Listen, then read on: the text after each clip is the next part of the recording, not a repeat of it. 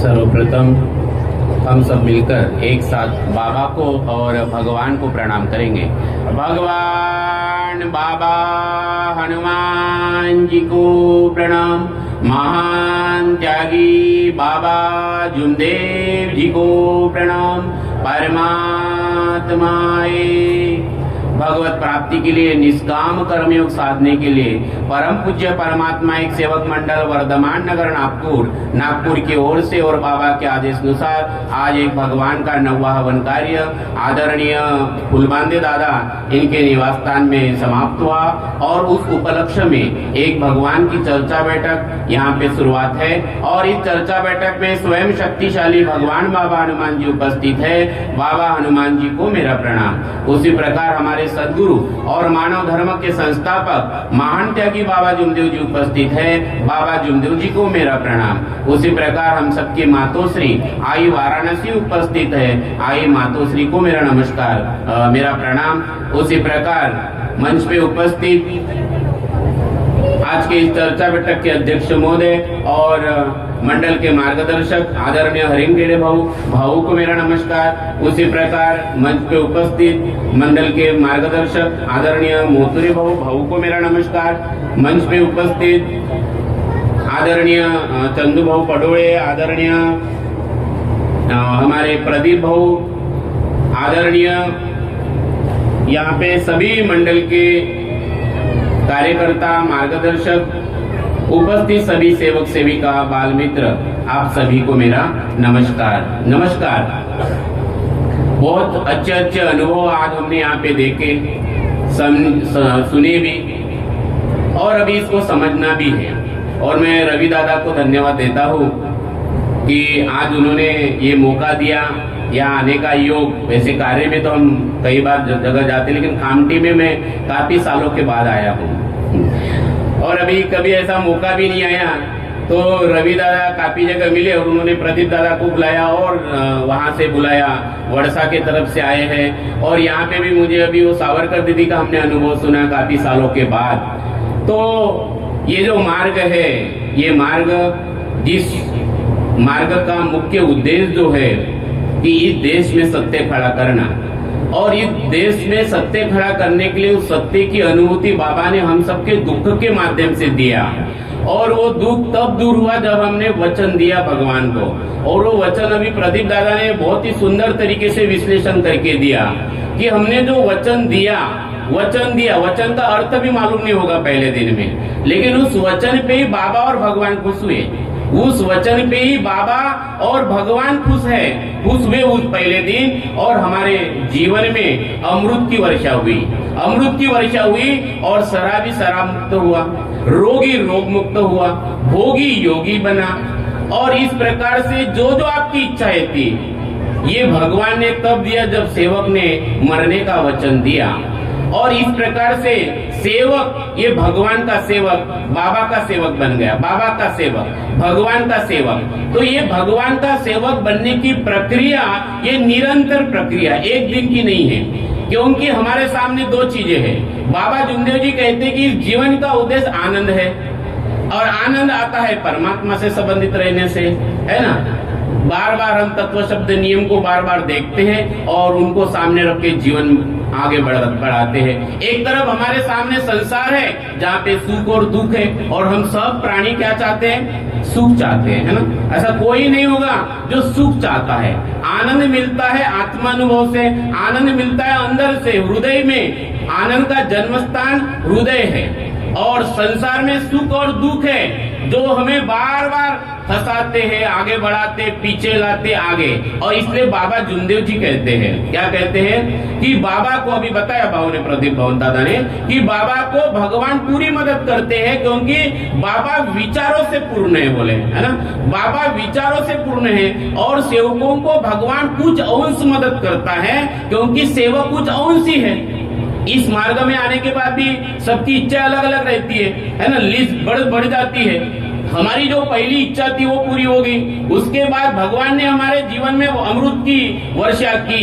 फिर हमने भगवान को वचन दिया है कि हम तत्व शब्द नियम से चलेंगे। तो तत्व शब्द नियम की जब बात आती है तो हमारी दृष्टि एक लक्ष्य, एक चित्त, एक भगवान, फिर संसार की लालसा थोड़ी कम हो जाना चाहिए, क्योंकि हम बात करते हैं तत्व शब्द नियम की, एक लक्ष्य, एक चित्त, एक भगवान। तो बाबा को पडोले अपना जो टावरी के दवाखाने में भी अंतिम समय में भगवान ही दिखता था। और इस प्रकार से बाबा का पूरा जीवन देखो, बाबा कहते हैं कि मैंने भी अगर भगवान को जो चाहिए वो नहीं दिया तो बोले भगवान दूर हो जाता था, बोले, है ना। तो सब में भगवान ही बोले। बाबा का दृष्टांत, इस मार्ग का दृष्टांत क्या है? तुझ में भगवान, मुझ में भगवान, उसमें भगवान, उसमें भगवान, पण देवाला नाही पटले असे विचार नाही निघाले तो अधोगती म्हणे बाबा, बरोबर नहीं? गति नहीं मिलेगी, बोले अधोगति है, बोले, है ना, गति नहीं मिलेगी। तो ये जो तत्व शब्द नियम है ये गति के लिए है। तो इस मार्ग का उद्देश्य है कि आपका भगवान आपके पास में है ना। आपका भगवान, बाबा ने बताया कि आपका भगवान आपके पास में है। तो क्या मुझे मेरा भगवान महसूस हो रहा है? क्योंकि हाथ में दिखाने वाली चीज तो भगवान नहीं है ना। तो वो भगवान महसूस हो, इसलिए बाबा ने कहा है वो चार तत्व की शक्ति हमें दी है कि भगवान आपका आपके पास में है। तो मरिया जे भगवत नाम पर जिसके हृदय में है और जिसके जीवन में अनुभूति होती है, उसको उसका भगवान उसके पास में दिखता है। अभी मेरे पास तो दिख रहा है, लेकिन मेरे पत्नी में दिख रहा है क्या भगवान मुझे, है ना? मेरे बच्चों में दिख रहा है क्या, है ना? जिससे उनका आत्मसम्मान बढ़े, उनका आत्मबल बढ़े। क्योंकि बाबा कहते हैं कि मेरा आत्मबल बढ़ा और वही आत्मबल बोले इतने लोगों के काम में आया, बोले, है ना, आत्मबल बढ़ा। तो ये हमारा मार्ग एक दूसरे का आत्मबल बढ़ाने का, क्योंकि आत्मबल तब बढ़ता है जब हम आत्ममंथन करते हैं। और इस मार्ग में आने के पहले हम इतना आत्ममंथन किया हमने किया इतना कि भगवान कहाँ जाऊं, भगवान है क्या नहीं है, क्या होगा मेरा जीवन का, को सब रास्ते बंद, सब दरवाजे बंद, कोई अपना नहीं। और उस समय हम रुक गए, बराबर। अभी सेवक बन गए, सब मिल गए, अभी तो दिमाग बहुत चलता है। ये वैचारिक क्रांति नहीं है ना। वैचारिक क्रांति वहां है जहां अपनी आवाज आप सुन सकते हो। सत्य क्या है और असत्य क्या है, जितना आप अपने आप से मुलाकात, ये अपने आप से मुलाकात करने वाला मार्ग है, अपने आप से मुलाकात करने वाला मार्ग है। तो मुझ में मेरे भगवान दिख रहा है, आप में दिख रहा है क्या, दूसरे में दिख रहा है क्या? तो दूसरे में और भगवान, और यही है, बाबा को तो सब मानते हैं, जितने भी लोग हैं इतना प्यार करते हैं बाबा के साथ में। मैंने देखा सेवक, इतना प्यार, इतना सेवक सम्मेलन, भाई लोग सब जगह गर्दी। जितना बाबा को मानना जरूरी है, उतनी बाबा की मानना जरूरी है। दो में का और की में बड़ा फर्क है, फर्क नहीं। बाबा को मानना और बाबा की मानना, इसमें फर्क है क्या नहीं है? हम बाबा को बहुत मानते हैं, लेकिन बाबा की मानते हैं क्या, ये बहुत जरूरी है ना। बाबा की मानना जरूरी है, और इसी में बाबा जुमदेव जी खुश है। और इसलिए हमें बार बार चिंतन करना है कि जैसे मुझ में भगवान है तो तुझ में भगवान दूसरे सेवक में देखते हैं क्या, पत्नी में देखते हैं क्या, बच्चों में देखते हैं क्या? तो वो देखने के लिए बाबा ने हमें सत्यमेव प्रेम दिया। तो दूसरे में भगवान कब दिखेगा? तो सत्यमेव प्रेम की पीएचडी जिसके पास में, हमें वेद कुरान से क्या, कोई ज्ञान न रहे तो भी चलेगा, क्योंकि ये मार्ग खुद की मुलाकात, आपका भगवान आपके पास में है। इतना नजदीक का संबंध बाबा जुमदेव जी ने बना के दिया, आपको कोई और नहीं मिलेगा। इतना ही कहने से इतना आत्मबल बढ़ता है कि सेवक भगवान से संबंधित हो जाता है ना। सेवक भगवान से संबंधित हो जाता है। और जब हम बाबा की मानने की बात कहते हैं कि बाबा की मुझे मानना है, सिर्फ बाबा को मानना, तो बाबा को खुश करने के लिए आप बैठक में जाएंगे, है ना, लेकिन बाबा की खुशी उसमें नहीं है। कुछ लोग मौदा आश्रम में जाएंगे, वहां पे खाना खिलाएंगे 10 लोगों को, गाड़ी लेंगे तो फिर और जाएंगे, फिर बाबा को बोलेंगे बाबा भी 1 गाड़ी हो गई, 2 गाड़ी होना, इसमें बाबा खुश नहीं है ना। इसमें तुम्हें सुख मिल सकता है, लेकिन बाबा का आनंद किसमें है, ये बहुत जरूरी है। तो बाबा की मानना जरूरी है, और बाबा की जिसने भी माना, जितने परिणाम में माना, उतना प्रतिशत उसको उसके जीवन में आनंद मिला। बाबा की मानने से आनंद मिलता है, बाबा को मानने से सुख और दुख मिल सकता है ना। लेकिन सुख सपना, दुख बुलबुला, दोनों है मेहमान, दोनों को बीतन दीजिए, स्वयं को पहचान। तो ये अद्भुत मार्ग है। ये जीवन भी ऐसा ही है ना। ये जीवन भी ऐसा ही है। हमारे सेवक दादा फुलबांदे दादा ने, उनके परिवार के साथ में उन्होंने सुबह की विनती की कि बाबा आज हमारे यहाँ पे प्रोग्राम है, बारिश नहीं होना चाहिए। भगवान ने उनकी सुना, ठीक है, भगवान ने उनकी सुना, लेकिन विधि का विधान, जो विधाता भी उसको चेंज नहीं कर सकता। विधि का विधान विधाता भी चेंज नहीं कर सकता। और हमारे मार्ग में ऐसे कई अनुभव है, जब हमारे मार्ग के परिवार में, बाबा के परिवार में, हमारे मार्ग में बाबा के परिवार में अशोक जी नंदनवार ये 3 माह के आयुष्य लेकर आए थे, बराबर कि नहीं? और ये पहले ही भविष्यवाणी हुई थी। तो विधि को कौन चेंज कर सकता है? लेकिन माँ की आत्मा, माँ की जीवात्मा अपने बच्चों के प्रति बहुत होती है, और इसलिए वो भाई बच्चे को बाबा के घर में लेके आते हैं कि हमारे घर में भगवान है, ऐसा क्यों? तो बाबा के पास में तो दिव्य दृष्टि थी, तो बाबा कहते हैं कि ये तो पहले ही भविष्यवाणी हुई थी बोले। और बाबा के आयु 3 माह के ही थे। अगर बच्चा चाहे तो आप अपना आयुष्य दो। तो विधि का विधान है ना, विधि का विधान जो घटित हमारे जीवन में होना है, और इसी को समझना है जीवन में। जो हम अभी बात कर रहे थे सुख और दुख की, और एक तरफ हम आनंद की, तो ये आनंद छुपा हुआ है मर्या जे भगवत नाम पर। और ये मृत्यु शास्त्र का माँ, जिसने अपने मृत्यु को जान लिया, समझ लिया, क्योंकि जन्म तो हमारे हाथ में नहीं था, लेकिन अभी हमें दिख रहा है सब हम ये धरती छोड़ने वाले हैं, ये शरीर छोड़कर जाने वाले हैं। और उसके बीच में जीवन कैसे जीना, ताकि मरते समय हमें भगवान की याद आए, हम भगवान के साथ अभी संबंधित है। बाबा कहते हैं कि हमने अभी औरों को शांति दिया बोले। हमने, बाबा कहते हैं कि अगर आज हमने औरों को शांति दिया तो भगवान बोले हमें शांति देगा बोले। और इसलिए बाबा ने पूरी जान की बाजी लगाया बोले, है ना, अपने जान की परवाह नहीं किए बोले। तो हमारे भी जीवन में ये जो सुख दुख है, ये अप एंड डाउन है, ऐसा आते रहेगा। लेकिन बाबा जुमदेव जी ने जो हमें दूसरा तत्व दिया है, मरे या जिए, तो मरना और जीना है भगवान तेरे नाम पर। जैसी भी परिस्थिति आई है, मैंने तुझे पहले दिन जो वचन दिया उस वचन पे मैं खड़ा हूं, मैं कभी विचलित नहीं होऊंगा। और यही एक लक्ष्य, एक चित्त है भगवान। क्योंकि इस मार्ग में आने के पहले हमने हमारा दिमाग बहुत खराब किया, बहुत बोझा लेकर आए। बाबा की कृपा हुई, बोझा हल्का हुआ। बाबा कहते हैं कि और आंग में लाएंगे बोले, और जैसे का वैसा बोझा होगा बोले। और इसलिए हमें बार बार ध्यान रखना चाहिए कि संसार में दुख और सुख आएंगे, परिस्थिति अप एंड डाउन होगी, कुछ भी आएगा। लेकिन बाबा कहते हैं कि मैंने जिस दिशा को पकड़ा बोले, भगवान की दिशा, भगवान की दिशा, उसी पे आना पड़ेगा बोले। क्योंकि हम सबने बाबा को पहले दिन मरने का वचन दिया है। विचलित होगा, परिस्थिति आएगी, आपके और मेरे भी परिवार में आएंगे, लेकिन वही आपकी घड़ी होगी। भगवान आपकी परीक्षा भी लेगा कि आपका मन विचलित हुआ कि नहीं हुआ। सुख में तो सब भगवान का नाम लेते हैं, बराबर कि नहीं? यानी दुख में सब भगवान का नाम लेते हैं, लेकिन सुख में भी जब आपको सब कुछ मिला, उस समय भी आपकी दृष्टि तो बदली नहीं।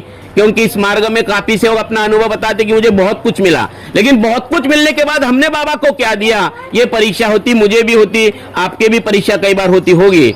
अभी मेरे परिवार का मैं आपको अनुभव बताना चाहूंगा। मेरे बेटे का नाम सोहम है, और उसको मुझे लगता है ये त्याग के कार्य के पहले या त्याग के बाद, थोड़ा सा समय याद नहीं आ रहा है मुझे, उसको स्किन प्रॉब्लम हुआ था। और स्किन के ऊपर पूरे बॉडी में उसको दाग आ गए थे, और वो ऐसे दाग थे।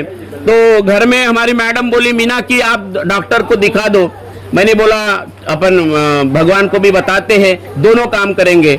और इस प्रकार से एम्स हॉस्पिटल में वहाँ के डायरेक्टर मेरे पहचान के थे। मैंने उनको फोन लगाया, तो धांडे सर बोले आप आ जाओ, एक बार चेक कर लो क्या है।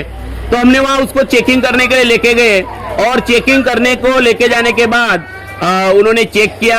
उन्होंने कुछ बॉडी के जो है, उन्होंने बॉडी के कुछ पार्ट निकाले, शरीर के अलग अलग स्किन का पार्ट निकाला, और पार्ट निकाला, क्योंकि उसके पहले उन्होंने दवा दी, उससे आराम नहीं हुआ।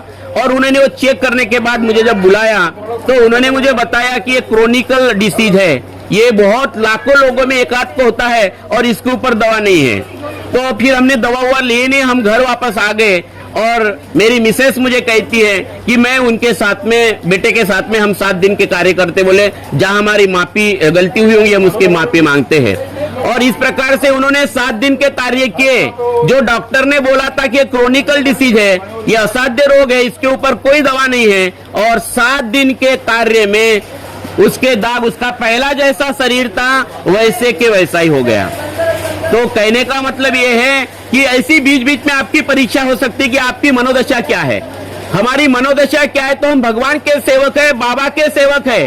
परिस्थिति कैसे भी आए, हमें विचलित नहीं होना है, हमें हमारे कर्म देखना है। प्रदीप दादा ने कहा था कि मी माझ्या कर्मानी चुकलो याची मला क्षमा द्या। और ये कर्म सिर्फ अभी के नहीं है, ये हमारे कर्म कल किए हुए हैं, जिसे हम वंचित क्या संचित कर्म कहते हैं। अभी जो मैं बोल रहा हूं ये वर्तमान कर्म है, मैं कल जो किया वो संचित कर्म, और पिछले जन्म जो मैं कर्म लेके आया उसको पूर्वार्ध कर्म कहते हैं।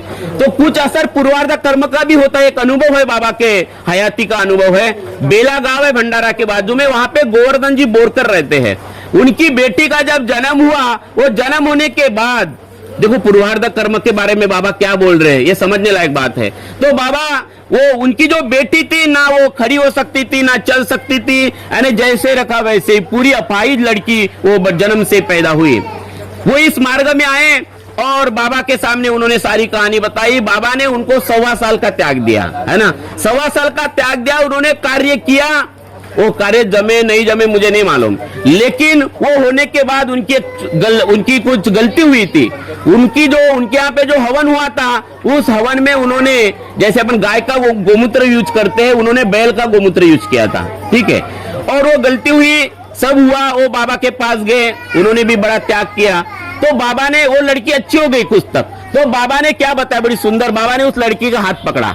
वो बाबा क्या बोलते हैं, इस लड़की की शादी होगी, इस लड़की का आपको कभी कुछ करना नहीं पड़ेगा, लेकिन अभी ऐसी रहेगी कि उनकी अपने पूर्वार्ध कर्म लेके आई। बोले क्या कर्म लेके आई हो, पूर्वार्ध कर्म लेके आई है। तो ये भी चीज हमें समझना पड़ेगा। कुछ चीजें ऐसी होती है हमारे जीवन में, ऐसे कुछ लोग हमें मिलते हैं। मुझे बताओ, आप और इतने नजदीक से आ गए, तो इसी जन्म की हमारी रिश्तेदारी नहीं हो सकता है, पिछले जन्म में भाई भाई होंगे, किसी गांव में रहते होंगे। कई बार हम किसी को इतना गुस्सा आता है, हमको कोई लेना देना, लेकिन बहुत गुस्सा आता है, क्यों आता है?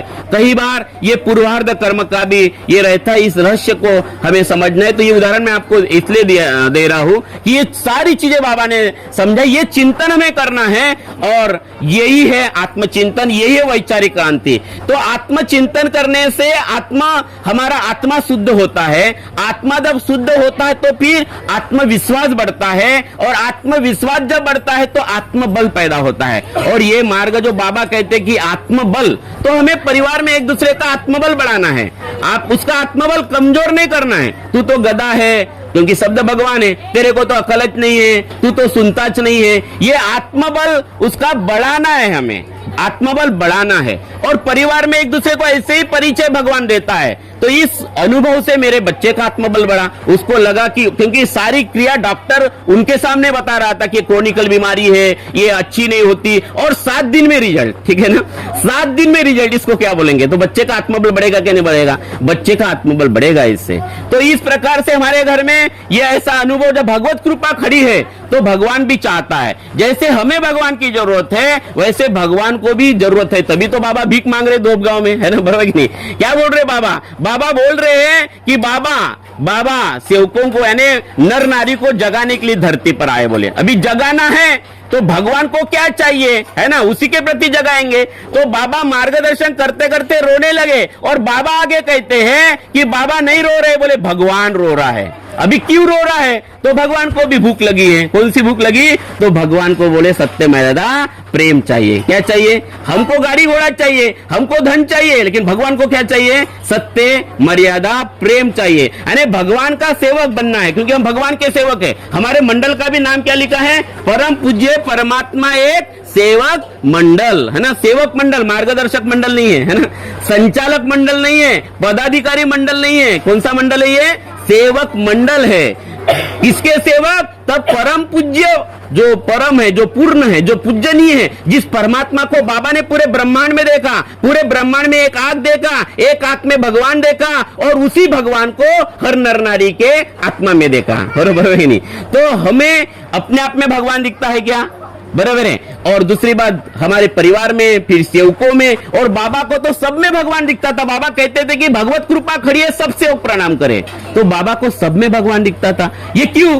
तो बाबा कहते कि सब में भगवान कब दिखेगा? तो बाबा कहते जिसके पास ज्ञान पररस मररस योगी है, जिसके पास सत्यमेदा प्रेम और तत्व शब्द नियम का ज्ञान है, ये मार्ग बनने का, बीइंग का मार्ग है। ये मार्ग वेद पुराण कुरान का नहीं, हमें जिंदगी भर भगवान का सेवक बनने की प्रैक्टिस करना है। बहुत लोगों ने इस मार्ग में आने आने के बाद अपनी दिशा बदल दी। बहुत लोगों को इस मार्ग में आने के बाद किसी को अमीर बनना है, किसी को कुछ बनना है, किसी को मार्गदर्शक बनना है, पूरी जिंदगी दाव पर लगा देते हैं। मुझे मार्गदर्शक बनना है, बराबर कि नहीं, मुझे संचालक बनना है, मुझे चेयर पे क्यों नहीं बिठाया, पूरी जिंदगी घर में भी। और ये मार्ग है नम्रता का, ये मार्ग है झुकने का, ये मार्ग है मरने का। जीना अपने आप आ जाएगा, है ना, जीना अपने आप आ जाएगा। तो मैं आप सभी से निवेदन करना चाहूंगा कि बाबा जुमदेव जी ने जो हमें अद्भुत कृपा दी है वो हमें समझना है। और मरे या जिए भगवत नाम पर, मरे या जिए भगवत नाम पर, इसका जो अर्थ होता है कि भगवान मेरे पास में है, सत्य मर्यादा प्रेम, है ना, सत्य समान तपने झूठ समान, है ना, झूठ समान पाप। तो सत्य का ये जो तप बाबा ने हमें दिया है, और जिसके हृदय में सत्य है वो ही सबके हृदय में रह सकता है। तो बाबा जुमदेव जी का पूरा जीवन अगर आप देखेंगे तो बाबा जुमदेव जी कहते कि बचपन से हमें सत्य ही सामने आया, बोले बराबर नहीं। अभी हम तो इतना भोग किया है आप और हम, ये तो बाबा की कृपा हुई कि हमें बाबा मिले। तो बाबा कहते हैं कि हमें बचपन से सत्य ही सामने आया, बोलते बराबर नहीं। और हमारा जीवन तो इतना आगे पीछे, लेकिन बाबा के जीवन में पूरा सत्य ही सामने आया। बचपन से जहां जहां काम किए, जहां जहां गए, तो भगवान ने सत्य ही सामने लाया। तो बाबा का जन्म ही सत्य खड़ा करने के लिए हुआ था।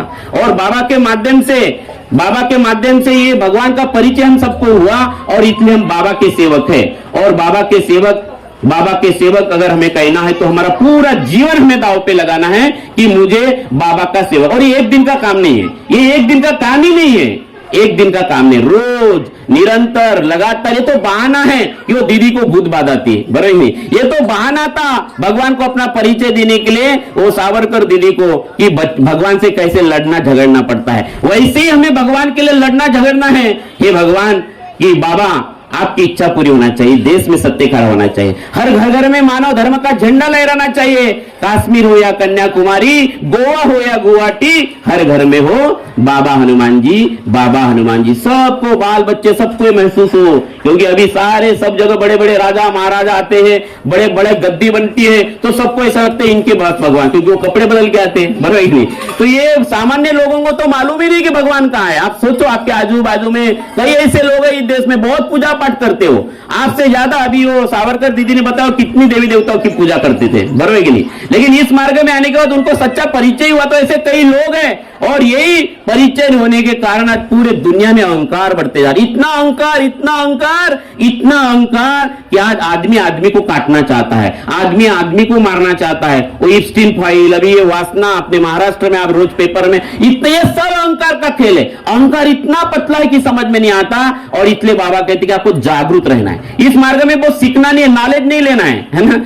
सीखना अलग बात होती है, क्योंकि बाबा कहते हैं, ये मुझे तब समझ में आया कि मार्ग का, ये बैठक का मेन उद्देश्य क्या है। ये मुझे तब समझ में आया कि बाबा खुद कह रहे हैं की मी म्हणे पाहतोय, मी 40 वर्षापासून सेवकांना शिकवू शकलो नाही म्हणे, कारण मी जे सांगितलं ते करत नाही म्हणे। तो ये मार्ग है क्या? तो बाबा को क्या होना था फिर? तो बाबा को हमारी जागृति होना था, जागृत होना है। उठ जाग मुसाफिर भोर बही, अब रहन का तू सोवत है, जो सोवत है सो खोवत है, और जो जागत है सो पावत है। हमें जागृत रहना है, फिर बच्चे को समझाना नहीं पड़ेगा। बच्चा जाग गए एक बार, पूरी जिंदगी उसकी ये हो जाएगी, जागृत होना, आबाद हो जाएगी उसकी जिंदगी। सेवक जाग गया, बाबा म्हणतात मैं एक भगवान के एक सवाल पे जाग गया, बोले ना, मुझे बेईमान कहा तो भगवान ने मुझे बेईमान क्यों कहा? तो भाई ने भगवान को वचन दिया, बोले और मैं जीते जी मर जाऊंगा, लेकिन एक समय भोजन करूंगा, लेकिन ईमान को नहीं छोड़ूंगा, बोले। तो मैं एक सवाल पे, भगवान के एक सवाल पे जाग गया। तो अभी हमारे भी जीवन में ऐसे कई प्रसंग आते हैं, तो भगवान चाहता है कि हम जागे,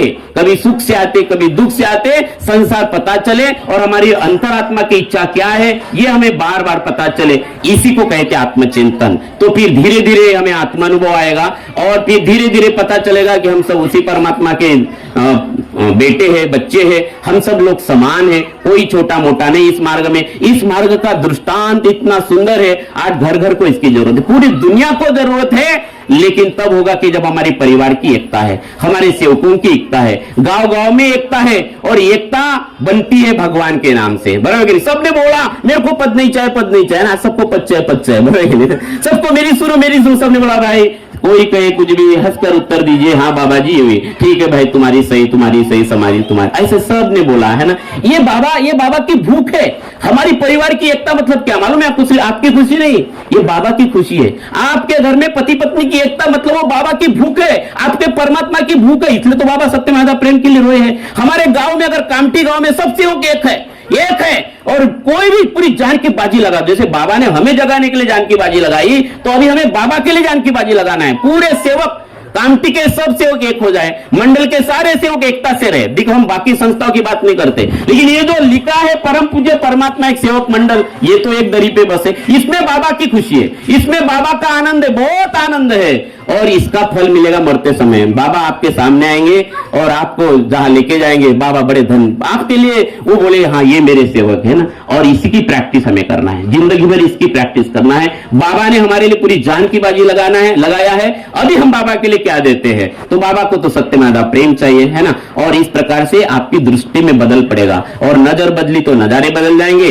और किस्त बदली तो किनारे बदल जाएंगे। फिर आपको बोलना नहीं पड़ेगा दुखदारी दूर करते उद्धार और इच्छा अनुसार भोजन। भगवान बोलेगा आपके लिए दुखदारी दूर करते उद्धार, इच्छा अनुसार भोजन। तो हमें भगवान से संबंधित होना है। तो भगवान के दो गुण, जैसे शराबी का दोस्त कौन बनता है?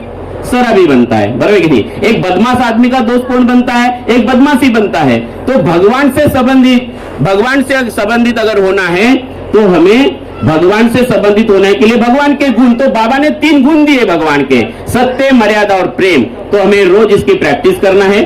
आप सभी से मैं निवेदन करूंगा कि आप सब लोग बड़ी आनंद लो जीवन का, जो भी हो, जैसी भी हो, जिस हाल में हो, जिस परिस्थिति में हो, बस इतना बात ध्यान में रखो कि बाबा ने बताया कि आपका भगवान आपके पास में है। बस इसी बात को ध्यान में रखो। बच्चों को भी यही सिखाओ, बहुत ज्यादा टेंशन मत दो बच्चों को भी, क्योंकि ये कलयुग है, पूरी दुनिया कहां जा रही है, पूरा प्रॉब्लम ही प्रॉब्लम है, पूरे दुनिया में अहंकार का बोलबाला है। और बाबा जुमदेव जी कहते निष्काम साम्राज्य खड़ा करना है ना, निष्काम कर्मयोग साधने के लिए श्याम की प्रार्थना, बाबा को निष्काम साम्राज्य खड़ा करना है। ये निष्काम साम्राज्य मार्गदर्शक वही, एक मार्गदर्शक, एक बाबा, निष्काम सेवा, एक भगवान, ओपन भगवान। बाबा हनुमान जी बोलो और दुख से मुक्त हो जाओ, एक भगवान का नाम। तो निष्काम साम्राज्य बाबा को खड़ा करना है।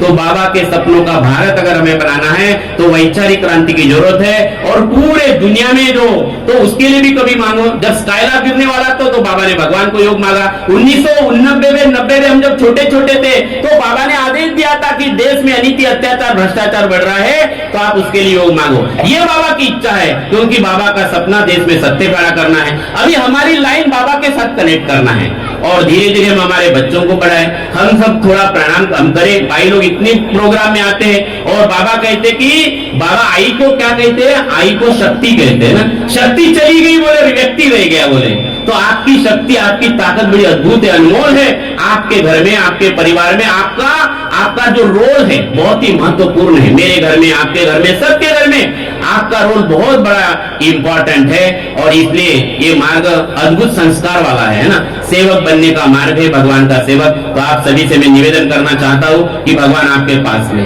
जबै नाम हृदय धरो, भयो पाप को नाश, जैसे चिन्ह आग की परे पुरानी घास। फिर आने दो, मुश्किलें आने दो, तकलीफें आने दो, हमें यही समझेगा कि मेरा भगवान मेरे पास है। हम निमित्त मात्र बनकर, बिल्कुल निमित्त मात्र। श्रावण जी मोतुरे मुझे वो कई बार अपना अनुभव बताते थे, वो मार्ग में थे, मार्गदर्शक थे, और उनका बेटा चला गया है ना।